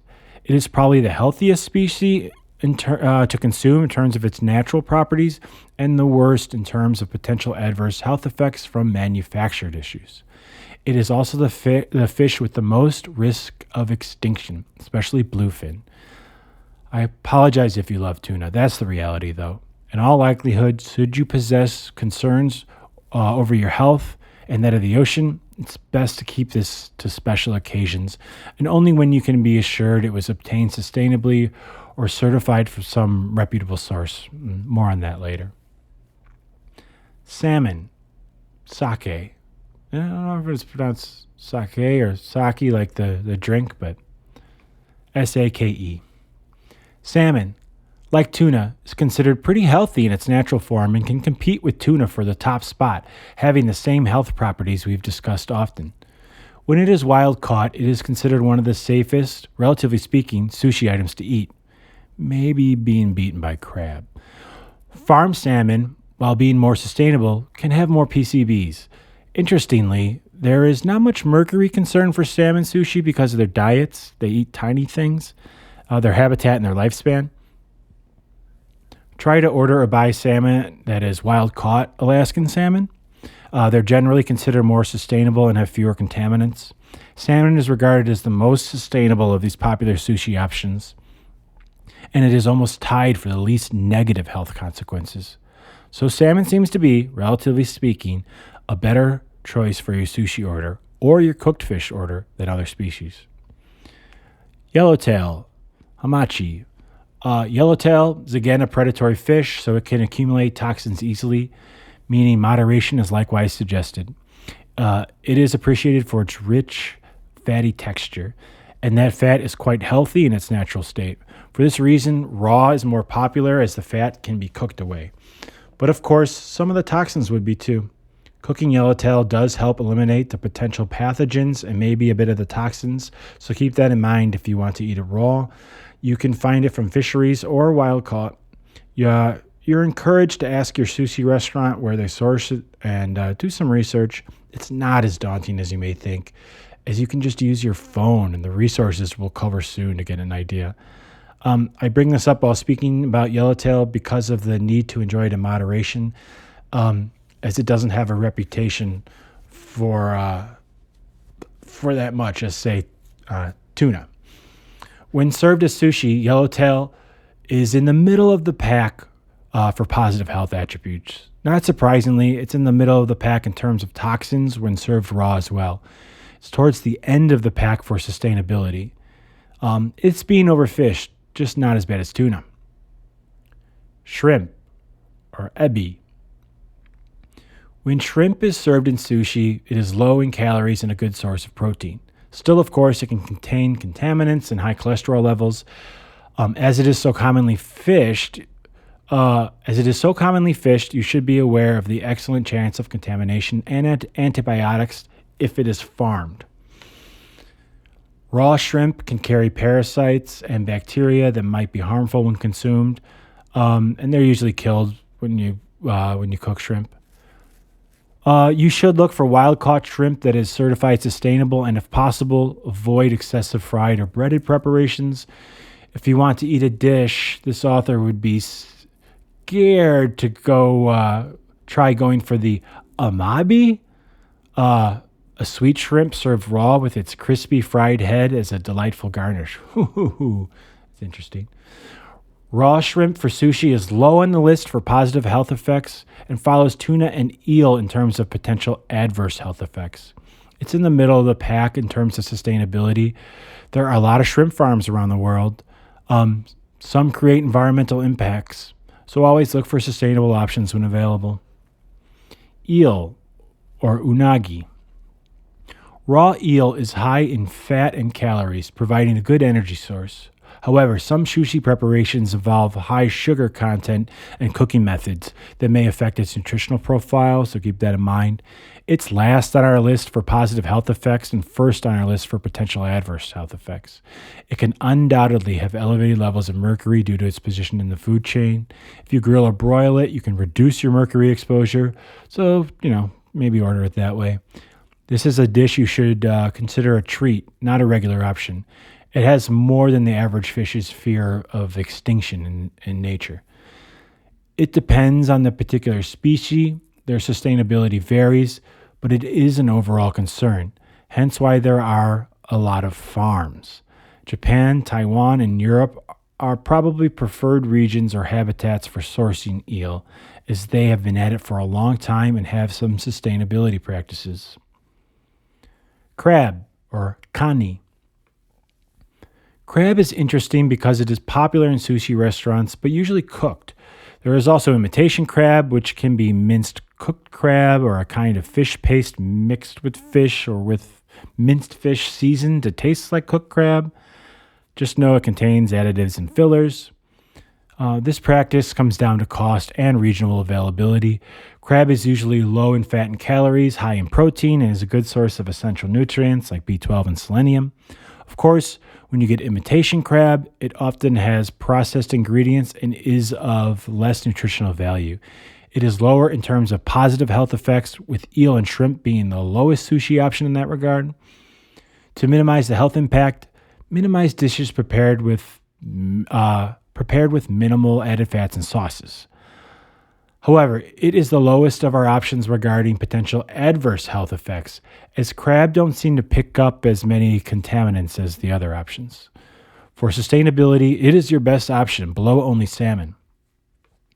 Blue crab from the Gulf of Mexico is considered a more sustainable option with well-managed populations. This information came up several times, so grab this crab if possible. Locally sourced crab in America or Europe is usually an intelligent way to go for your health. Just ask the waiter or a guy in the fish market about this. Dungeness crab, Dungeness crab from the U.S. West Coast is also considered well-managed and sustainable. It seems that wild-caught crab is better than farmed health-wise, as farmed tends to have slightly deeper toxin concerns, yet it's nothing outlandish. And if you get it from a good farm in a Western country, you should probably be okay. Mercury isn't too much of an issue either way, farmed or fresh. It seems that crab, when gotten from the right place and isn't imitation, isn't a bad option to get both in terms of health and sustainability. Okay, now let's examine some of the organizations and things to look out for that can help you make good seafood-related choices regarding sustainability and contamination issues. None of these are perfect. None of these are beyond repute, but you should be aware of these organizations' existence and what they claim to do. Using some internal input from some resource is better than nothing from nowhere. That's for sure. Okay. Number 1, the Monterey Bay Aquarium's Seafood Watch. The Seafood Watch provides science-based recommendations on seafood choices that are environmentally sustainable. They offer consumer guides, mobile apps, and an online database that rates different types of seafood based on their environmental impact. They also provide information about responsible fishing practices and aquaculture Their recommendations are widely trusted for their unbiased approach. That was the Monterey Bay Aquarium's Seafood Watch. Next is the Marine Stewardship Council, MSC. The MSC is an international nonprofit organization that sets standards for sustainable fishing practices and certified seafood products that meet those standards. Their blue MSC label indicates that the seafood comes from a certified sustainable fishery. Their website provides information about certified products and sustainable fishing practices. That was the Marine Stewardship Council. Next, the Environmental Defense Fund, EDF. A seafood selector. Sorry, let me say that again. The Environmental Defense Fund Seafood Selector, still known as the EDF. The EDF offers a comprehensive online tool that helps consumers make informed choices about seafood. Their databases include information on health advisories, overfishing, and sustainability status for different fish species. They also provide recommendations for making sustainable seafood choices. That was the Environmental Defense Fund Seafood Selector, or EDF. Next, Fish Choice. Fish Choice is an online platform that connects businesses and consumers with sustainable seafood suppliers. Their website provides information about sustainable seafood options, certifications, and seafood industry news. They aim to promote responsible sourcing in the seafood supply chain. That's Fish Choice. Lastly, we have the Good Fish Guide by Marine Conservation Society, or MSC. MCS. So that's the Good Fish Guide by Marine Conservation Society, MCS, not to be confused with the MSC, which we already discussed. The MCS offers a good fish guide that provides ratings for different seafood species based on their sustainability and impact on the marine environment. They also provide information about responsible fishing practices and marine conservation. So that was the Good Fish Guide that is presented by the Marine Conservation Society. So, when looking for unbiased information, it's essential to rely on sources that are transparent about their methodologies. Sorry, I've been talking too much. Their methodologies, independent from their industry influence, and make sure that they're well respected in marine conservation and by sustainable fisheries. These organizations that I just mentioned, they're known for their commitment to providing accurate and unbiased information to help consumers make informed choices about seafood. As we talked about in part 1, not all of these groups can be trusted with everything they say always, but, some of these guys, they're good, and, like the Monterey Bay Aquarium Seafood Watch, like, it has an app, like, put it on your phone. Maybe just do a little Googling when you're at the store on your phone or at a restaurant. Like, just learn a little bit more. Like, you're going to see red flags, and just start by seeing red flags and know what not to get. And then you want to get really picky about what's very much the best. Do that later on. But, just do something. Okay. Well, that's the end of my main part of part 2 of our exploration of seafood. And now we move on to the conclusion.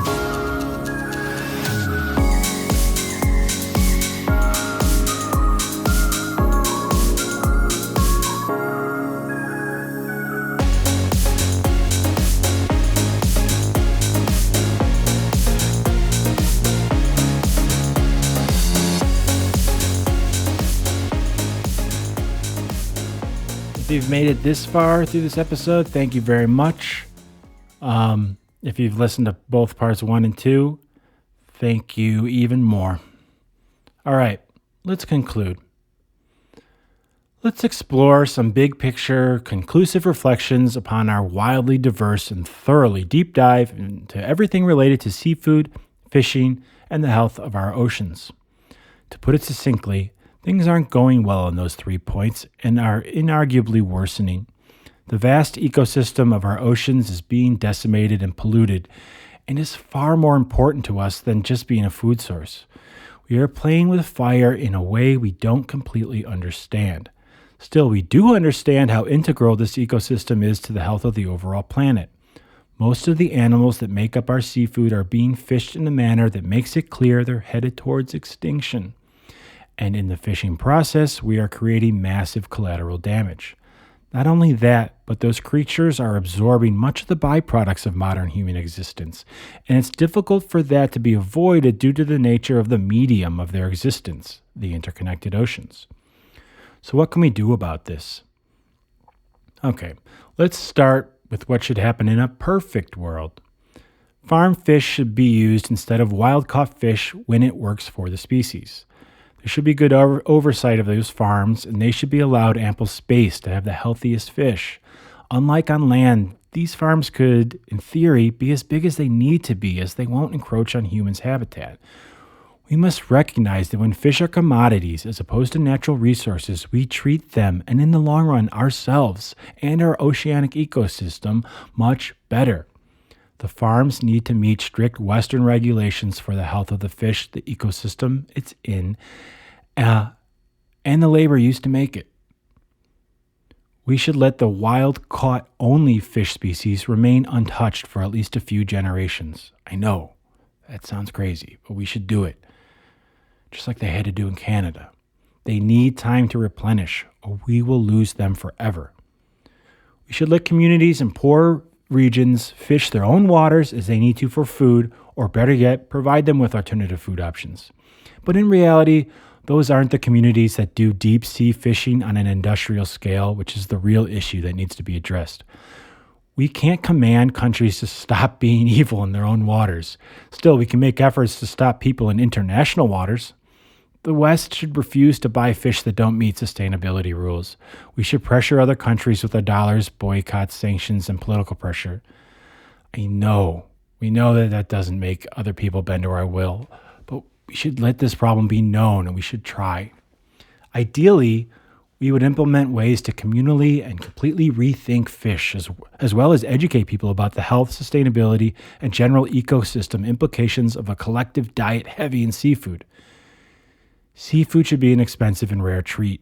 In the era of globalization, the U.S. Navy, post-World War II, made the seas safe for international shipping.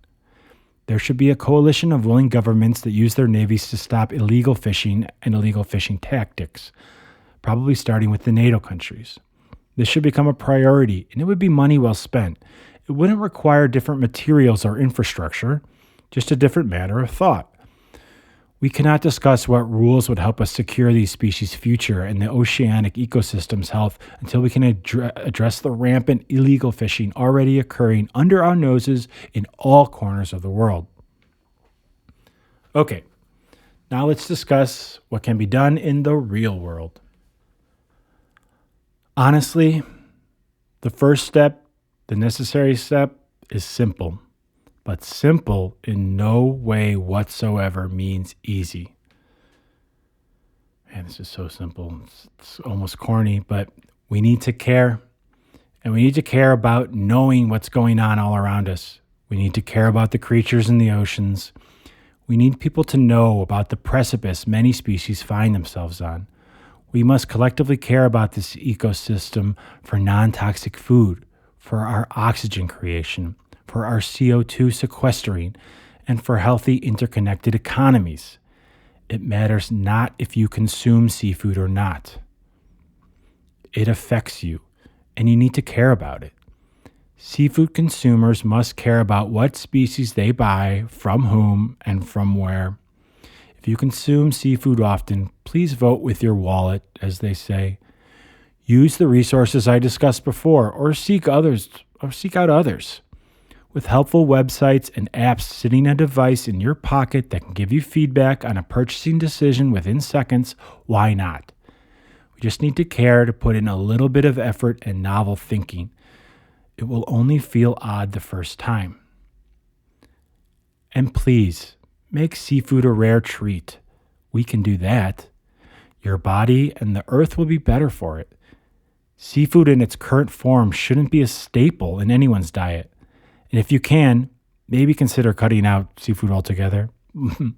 Or, realistically, at the very least, sticking only to well-farmed or unquestionably sustainable options.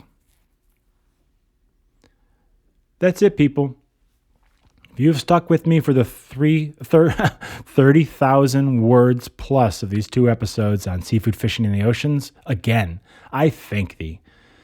The fancy details have already been exhausted. As with many things in life, we're left with a simple yet tricky reality. We need to care, and we need to start doing it now. We need to start doing it collectively. At the end of the day, this isn't about telling people what food to eat. This isn't about taking care of marine life in some hippie-ish way where we want to save all animals possible for saving's sake. We can be slightly selfish about this topic. This is about taking care of the oceanic ecosystem, taking care of the planet so that it can continue to support human life as best it can, so that it can provide food well into the future, so that the oceans will support and feed our children like they do for us. Go ahead, be selfish about it. You should still reach the same conclusions. Please share these episodes if you learned anything at all or just enjoyed them. People can't care before they know. Okay, I said care too much. Hopefully it was so annoying that it made an impact. This soapbox is getting too slippery. So, I bid you